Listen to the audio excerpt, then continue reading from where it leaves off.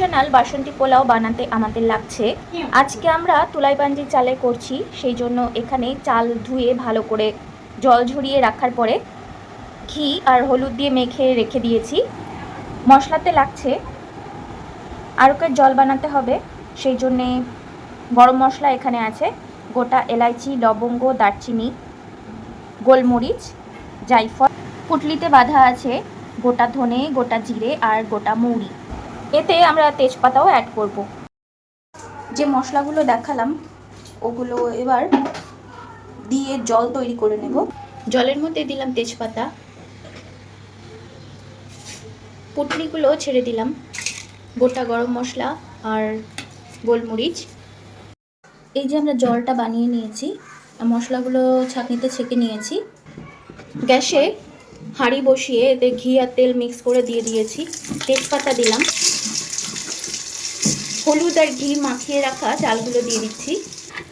রায়গঞ্জের বিখ্যাত একটি জায়গা তুলাইপাঞ্জিতে এই চাল পাওয়া যায়, এটা তুলাইপাঞ্জি চালেই করা আর সেখান থেকেই আনা। খুব কম পরিমাণে উৎপাদিত হয়, এটা স্বাদে গন্ধে ভরপুর, তাই এর চাহিদাও বেশি। দিয়ে দিলাম নুন। এভাবে এটা ভালো করে কষিয়ে নিতে হবে। কষানো হয়ে গেছে, মাঝে আমরা কাজু আর গোটা দারচিনি আর লবঙ্গ দিয়েছিলাম কয়েকটা। মশলাগুলো দিয়ে যে জলটা তৈরি করে রেখেছিলাম সেটা অল্প অল্প করে ঢেলে দিচ্ছি।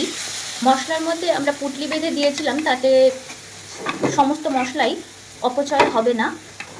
পরবর্তীতে আমরা ওগুলো ইউজ করব। যতটা পরিমাণ চাল দিয়ে তৈরি হবে তার ডবল জল দিতে হবে। আজকে আমরা 1 কিলো চাল দিয়ে তৈরি করছি। দিয়ে দিলাম চিনি, বেশ অনেকটা পরিমাণে চিনি দিতে হবে। এটা স্লো ফায়ারে রেখে দমে বসিয়ে রাখতে হবে, মিডিয়াম আঁচে বসিয়ে রাখতে হবে। কিছু সময় পরে আমরা কিশমিশ অ্যাড করব। তৈরি হয়ে গেছে আমাদের অথেন্টিক ডিশ বাসন্তী পোলাও।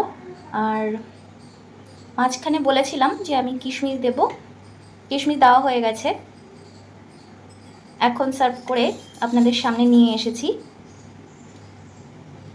আজকে আমাদের বাসন্তী পোলাওয়ের রেসিপি আপনাদের কেমন লাগলো অবশ্যই লিখে জানাতে ভুলবেন না। পছন্দ হলে একটি লাইক এবং চ্যানেলটিকে সাবস্ক্রাইব করে আমাদের সাথে থাকবেন। আজকের মতো আসছি, দেখা হবে এই চ্যানেলে নতুন কোনো রেসিপি নিয়ে। আজকের মতো গুড বাই।